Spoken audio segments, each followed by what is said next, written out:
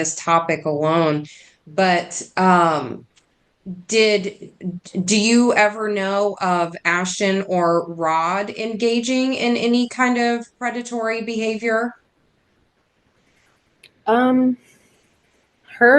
for sure. I know. Okay. Do you care to With share?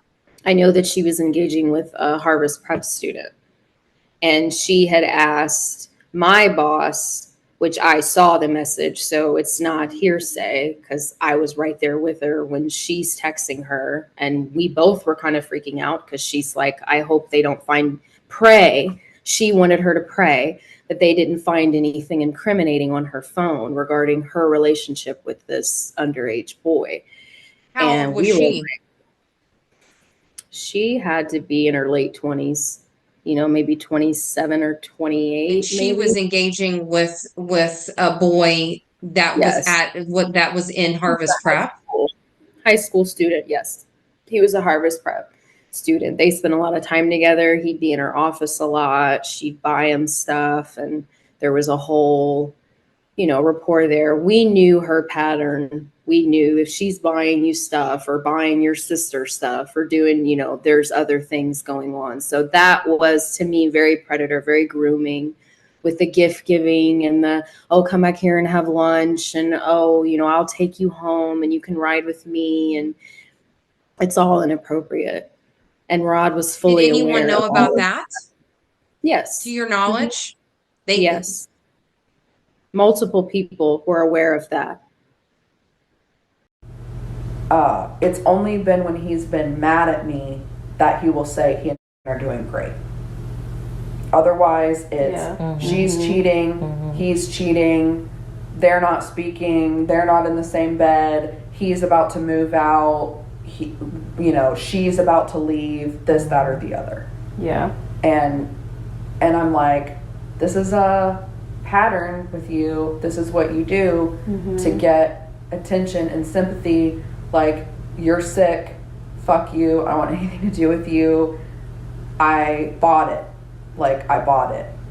And, but I just flat out will be so desperate to have somebody to lean on.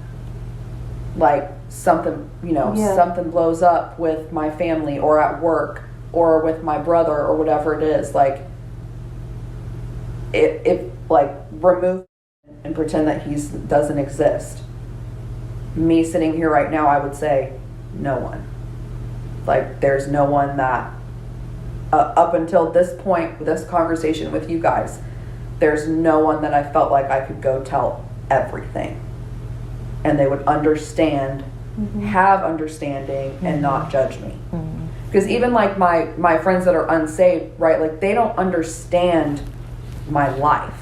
Can I tell them anything and them not judge me because they're out doing whatever the hell? Yeah, sure. Like, But it's not the same it's thing. not. So I've never had another Christian friend that understands ministry and understands my position that I've been able to confide in. And that's been the whole thing, is just someone to confide in. And again, does not remove the wrongness. And like, it ends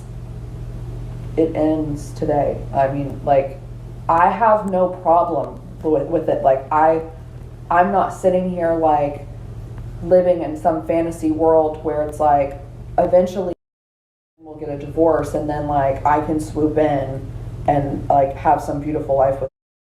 No. It's like I'm not living in that world, and I'm not even like, he's not somebody that I would ever want to be with, if that makes sense. Like, it's strictly just like an emotional thing. And I think that the soul tie is so strong. Everything you're about to hear is just my assessment. It's my opinion, and not to be taken as fact. thorough, blunt, and condemning assessment of Ashton Parsley. November 24th, 2025 episode of Ohio for Freedom. Host, Everett. Guest, Robyn Torgrimson. Executive Summary. The November 24th episode of Ohio for Freedom presents a deeply disturbing portrait of Ashton Parsley, not as a confused, immature pastor's kid making questionable choices, but as someone engaged in chronic moral misconduct, active deception, abusive secrecy, and exploitation of institutional privilege. The host paint a picture of Ashton as a woman repeatedly involved in sexually inappropriate relationships, including a sexual relationship with another woman's husband, as stated explicitly on the episode. Someone who normalized using people, particularly married men, to meet her sexual or emotional needs. Someone who expected secrecy and loyalty, demanding friends and associates protect her reputation while she violated theirs. Someone shielded by a corrupt, family-run ministry machine that punished whistleblowers but protected perpetrators. Someone whose behavior harmed marriages, friendships, congregants, students, and broader church culture. The episode does not portray Ashton as a passive participant in toxicity. It portrays her as an active contributor to it. Someone whose private moral chaos was protected because her last name was profitable and politically useful. This assessment leaves no stone unturned. First, things that were said about Ashton Parsley on the episode. 1. A sexual relationship with someone's husband. The host play audio and describe insider testimony that Ashton was involved in an ongoing sexual relationship with a married man and that she knew he was married, continued the relationship anyway, viewed the relationship as something she could access sexually when she felt like it. Her own words from audio. This is presented not as a one-time mistake, but as a pattern of entitlement. 2. A boastful, casual attitude toward forbidden relationships. The host described Ashton as speaking openly, almost proudly, about these encounters, treating sexual access to a married man as a casual arrangement. They portray her as detached from the moral weight, more concerned with convenience than consequences, disinterested in the marital devastation she was contributing to. 3. Secrecy, manipulation, and demand for silence. As mentioned by hosts, Ashton expected people to protect her, to keep her dirty little secrets, and to preserve her public persona. The video includes language describing best-kept secrets, expectation of loyalty, pressure placed on friends, staff, or students not to expose her behavior. This secrecy culture is presented as a hallmark of abusive ministries. 4. Institutional privilege shielding her from consequences. The episode repeatedly emphasizes that Ashton kept her microphone, kept her stage, kept her branding privileges, kept proximity to power, despite behavior that would have disqualified any ordinary congregant or staff member. The conclusion drawn by the hosts: she was protected because she was profitable. 5. Harm to families, marriages, and the church body. The hosts describe real damage: a betrayed wife whose husband cheated with Ashton, students and congregants confused by contradictory behavior, staff who lived with the burden of secrecy, a broader spiritual community poisoned by hypocrisy. This is portrayed as trauma disguised as spiritual culture. 2nd, theological and moral condemnation. This section condemns the conduct as described by the episode. 1. Breaking another woman's marriage is spiritually catastrophic. A pastor's daughter, someone platformed to teach holiness, engaging sexually with a married man is a violation of biblical morality, an act of direct harm to another woman, a betrayal of sisterhood, a transgression against the body of Christ. Scripture is explicit. He who commits adultery lacks sense. He destroys himself. But when a ministry figure is involved, that destruction spreads wide. 2. Using people for sexual access is dehumanizing. The podcast highlights a quote attributed to Ashton: "I want to be able to see him sexually when I feel like it." If accurately presented, this is narcissistic, objectifying, coldly utilitarian, morally diseased. It reduces a human being and his marriage to an appliance. 3. Hypocrisy plus platform equals spiritual abuse. It's not merely that Ashton behaved immorally. The episode argues that she behaved immorally while preaching, teaching, influencing youth, representing a ministry, presenting herself as a spiritual example. This is moral fraud. Hypocrisy becomes abuse when accompanied by a microphone. 4. Expecting silence from others is manipulation. When someone engages in wrongdoing and demands others keep quiet, they become a manipulator, a coercive force, a participant in the abuse ecosystem. The episode portrays Ashton as part of the machine that demands loyalty to filth and secrecy over truth. Third, psychological analysis of the episode's portrayal. 1. Trauma does not excuse exploitation. Yes, the system around her is toxic. Yes, she may have been shaped by abusive structures, but the episode makes clear she still chose to harm another woman. Trauma explains behavior. It does not absolve harmful behavior toward others. 2.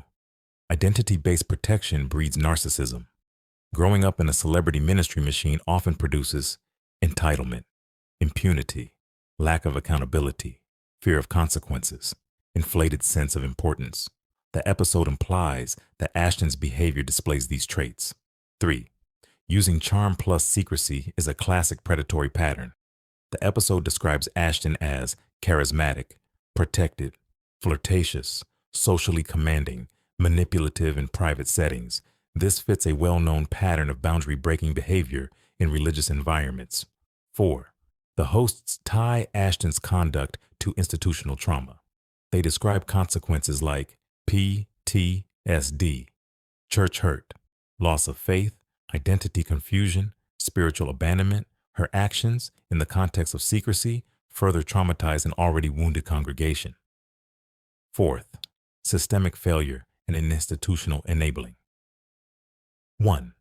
Shielding family members is corruption. The episode's central theme: as long as you have the right last name, you're safe. This is nepotism turned into idolatry. 2. Ministry platforms used as PR cover keeping Ashton on stage while allegedly involved with a married man is deceptive, spiritually irresponsible, emotionally abusive to the congregation, a betrayal of trust. 3. NDAs and secrecy were used to silence truth. The show describes NDAs, hush cultures, and punishing whistleblowers. When a ministry protects the powerful and sacrifices the vulnerable, it becomes a cult of personality, not a church. 5th, required consequences. 1. Ashton must be removed from public ministry immediately. No microphone, no platform, no mentorship, no leadership. 2. A public confession and apology to the betrayed wife must occur. 3. The church must hold a transparent, third-party investigation. 4. Financial and pastoral reparations should be extended to victims. 5. A complete dismantling of secrecy culture is mandatory. 6th, final moral verdict. The November 24, 2025 episode depicts Ashton Parsley not as a victim of the system alone, but as a participant in its moral rot. According to the hosts, she engaged in a sexual relationship with another woman's husband, used people for sexual convenience, leveraged secrecy to protect herself, hurt a marriage and another woman profoundly, benefited from a corrupt system that shielded her from consequences. Even if she is a product of toxic leadership, the episode makes it clear she is also responsible for the pain she caused. Her conduct, as described, cannot be excused, minimized, or sanctified. It is a stain on her platform, her ministry, her influence, and the institution that continues to protect her. Everett and Robyn's condemnation is not cruelty. It is justice. Their episode is not gossip. It is exposure. Their stand is not slander. It is accountability, demanded by the behaviors they documented and aired. If what they presented is true, then Ashton Parsley stands as a living indictment of corruption within celebrity ministry culture, and the people deserve to know.